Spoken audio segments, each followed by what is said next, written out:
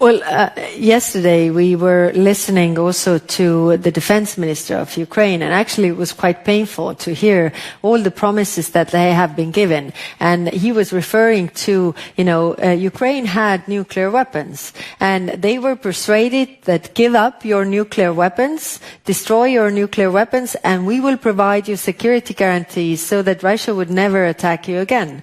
And so they did, because they believed in the United States who gave these kind of promises. So he was explaining in a very painful way that, what are the security guarantees that we can really believe in? And I think, what we need to answer is that,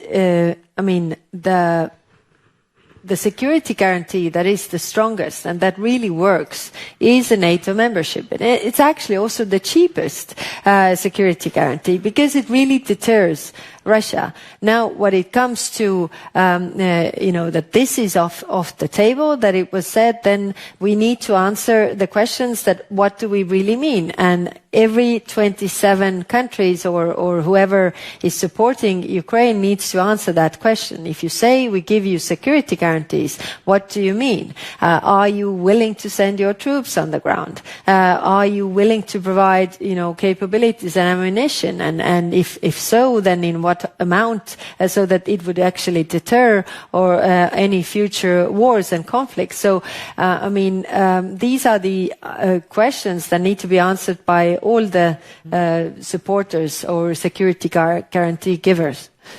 I spoke to one of the European leaders after J.D. Vance's address, who basically reminded me that even back in 2014, when there were meant to be, patrollers of the Minsk process, Russia completely refused to have any. Yeah. At that time, even OSCE, which it was a member of. Mm-hmm. Do you believe that Vladimir Putin is ready to have some kind of, the kind of peace deal, ceasefire deal that I've covered all my career, that involves, peacekeepers, that involves all sorts of steps? Does he still want a viable, independent Ukraine?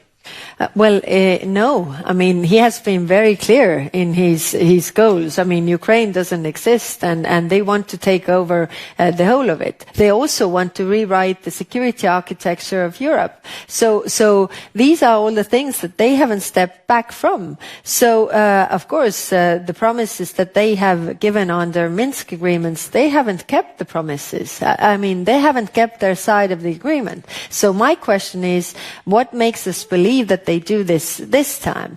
They only do it if they are under pressure, or if they are afraid of something. And that's why we really need to be strong. This is the only thing that they understand. And just to follow up, you were you seemed in your public comments pretty distressed over the last few days. You said it could be, any quick fix could be a dirty deal. You talked about appeasement. And obviously all the focus is now from the United States, from the head of NATO, I just had him on the air, that Europe has to stand up. There is no option. Do you believe Europe can? What have you been talking to your colleagues about? These are two different things. Everybody around the European table, every European country by now understands that we need to do more for our defense. We need to do more for Ukraine. We have done a lot in terms of supporting Ukraine. We are the biggest supporters of Ukraine. We have provided like 134 billion euros, whereas US share is actually smaller. But in terms of our own defense, we need to do more, because we have been in allies with the US, and they have been saying this, and I think it's a valid point. We need to do more.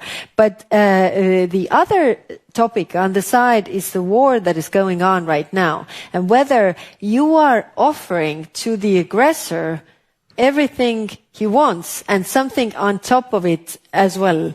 If you do so, then it would invite all the aggressors or would-be aggressors in the world. Okay, that works. I will also go for my neighbors' territories, and that is actually detrimental to the world security.